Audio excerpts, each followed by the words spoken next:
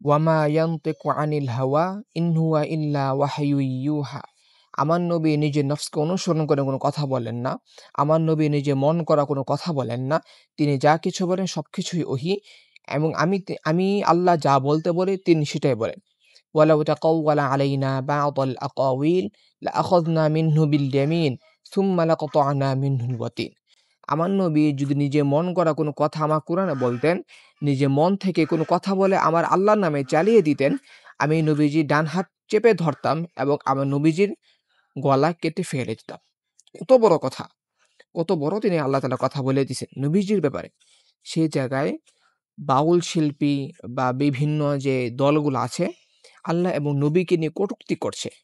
কোন অধিকারে তারা কটূক্তি করছে, কোন যুক্তিতে তারা নবীজিকে কটূক্তি করছে, কোন যুক্তিতে তারা আল্লাহ তাআলাকে নিয়ে অপমান করছে। এই বাউল শিল্পী আর যারা আল্লাহ নামে কটূক্তি করছে, তাদেরকে প্রকাশ্য দিবালোকে তাদের কল্লা কেটে ফেলে দেওয়া হোক। এটা একমাত্র ইসলামের আইন। এটাই একমাত্র নিয়ম। যে নবীজি এবং আল্লাহ কুরআন আল্লাহকে নিয়ে যারা কটূক্তি করবে তাদের দুনিয়াতে বেঁচে থাকার কোনো অধিকারই তাদের নাই। একদম ক্লিয়ার কথা। কোনো অধিকারই নেই তাদের বেঁচে থাকার।